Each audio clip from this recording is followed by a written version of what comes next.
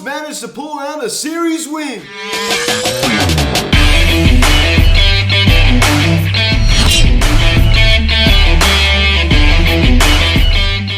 What is going on, everybody? Welcome to Phillies Social Media Turner Comment. This afternoon's game between the Philadelphia Phillies and the Washington Nationals as the Phillies defeat the Nationals, bump on the score of 5-3 as we take 2-3 to the Nationals. And I guess before we get into this video, please subscribe if you haven't yet. Please turn the notification bell. Please like this video, comment on this video, share this video, and let's get into this.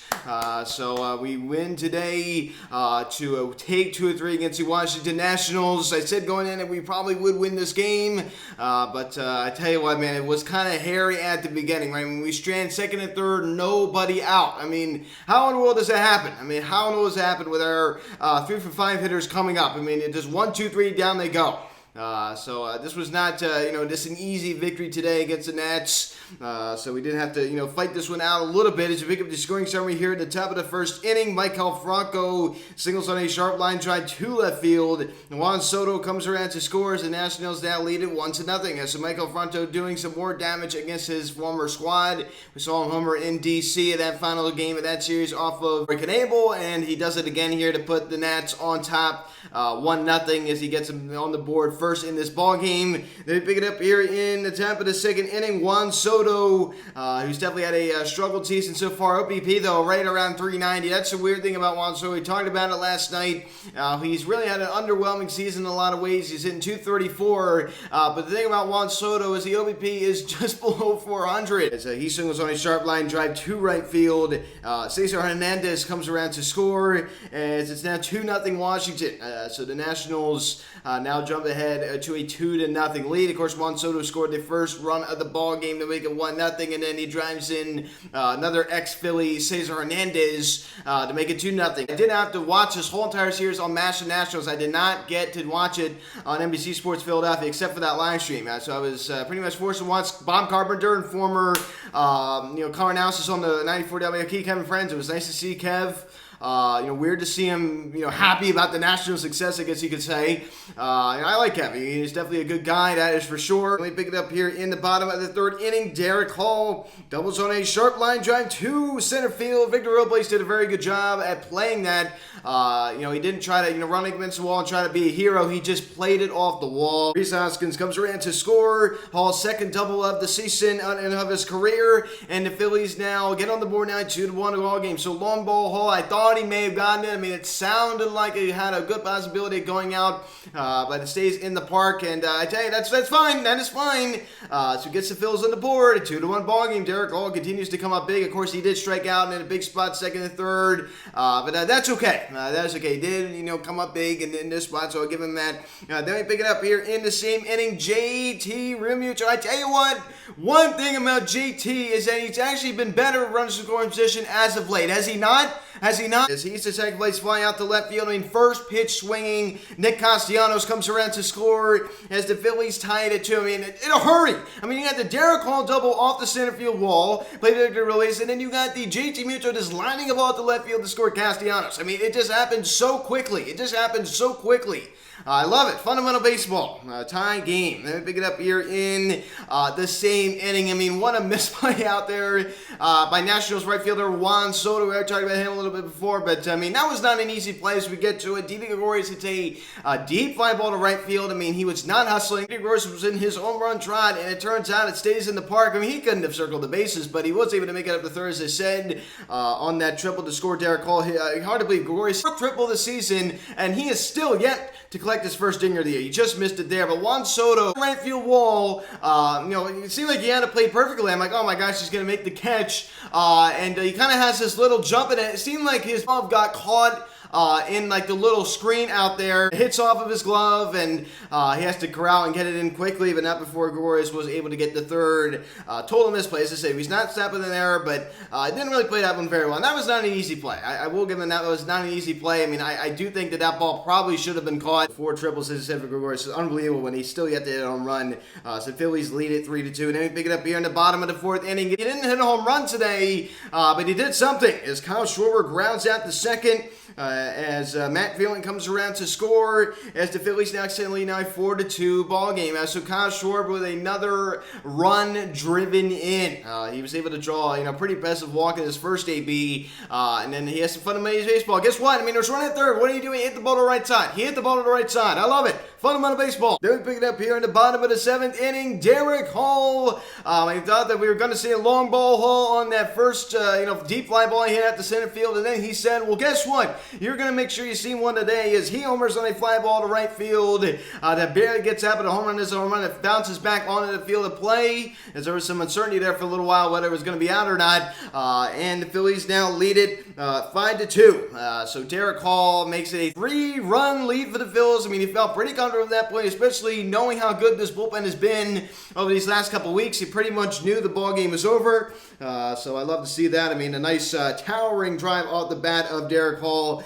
4 home runs on the season for him.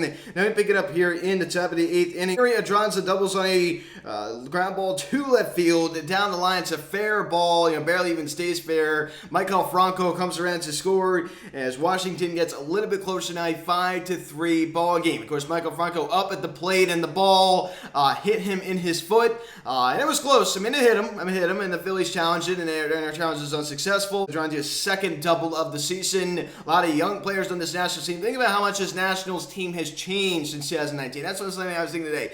I mean, they have just changed so much. Even like in the past year, how much they've changed. I mean, think about it. 3 years ago, during the World Series tenure, I mean, they had Adam Eaton. They had Brian Dozier at second base. They still had Trey Turner. They had Anthony Rendon, a healthy Anthony Rendon. I mean, they have Jan Gomes and Gurgutsuki behind the plate. They had Matt Adams and Ryan Zimmerman over at first base. I mean, look at the starting rotation. I mean, Patrick Corbin when he was good.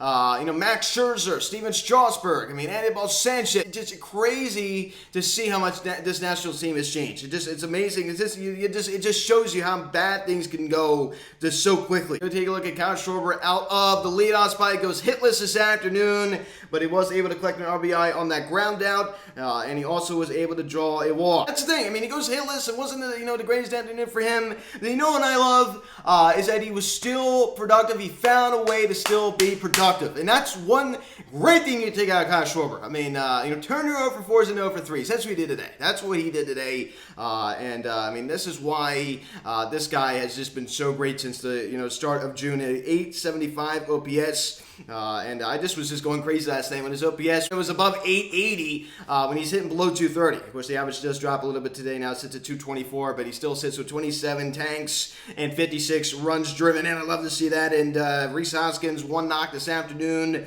also collecting a walk as he has just consistently drawn walks this year. And Nick Castellanos, a single to right field. The second base spot was vacated because Cesar wasn't there. But Castellanos really did not come up when he needed him, right? I mean, I hate to keep going back to this. This is a win, but we have second and third, nobody out.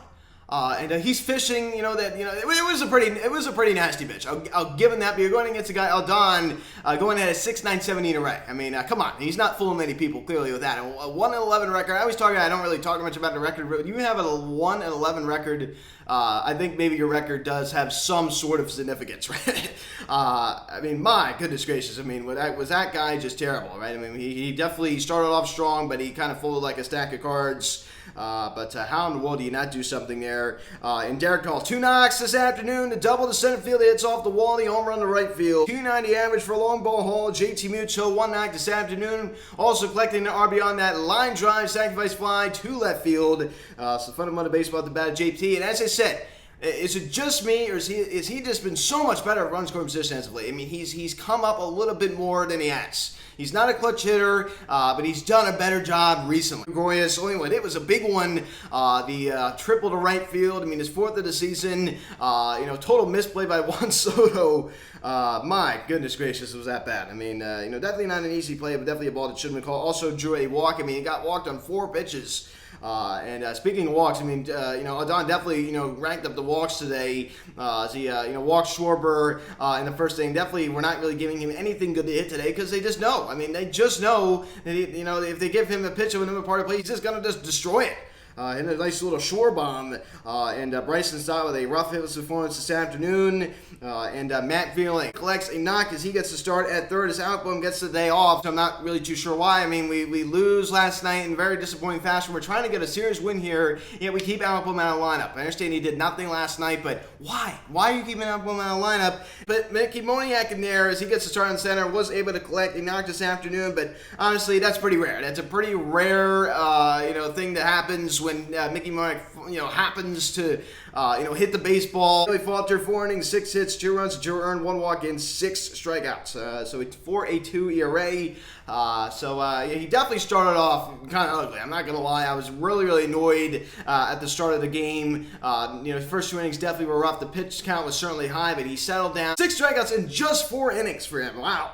Nick Nelson with a solid 2 innings, allowing a hit, also allowing the walk and striking out 2, a 4.17 ERA for Nick. Now 3-1 on the year. Jose Alvarado. I mean, let's clap it up for him.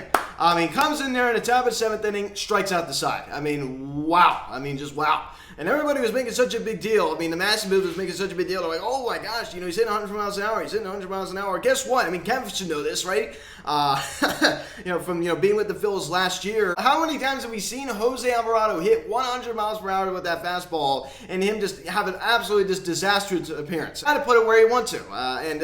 During those off appearances where the ball was just catching way too much of the plate, it didn't matter. It didn't matter. It mattered today because of the fact he was able to put it where he wanted to. And that's just so important. Brad Hand, fortunately, did allow the Nats to get a little bit closer, as that made it a 2-run game. On that Andraza RBI double to score Franco, but he still got the job done, a 2.42 ERA, and Sandy Dominguez comes in and slams the door. His 3rd save of the season with collecting a strikeout to Juan Soto, 100 miles an hour, right down the pipe, and he stares at it. And it took him a little while to walk back to the guy. I think he was mad at himself. I think that's what that was. I mean, he's the kind of guy, he has an amazing eye. He knows that was a strike. He knows that was a strike. If it wasn't like it was a borderline, like right down the middle, I think he was just like, oh my gosh, I can't believe I did not swing at that. Thank you for not swinging at that. A 1.74 ERA for Sir Anthony.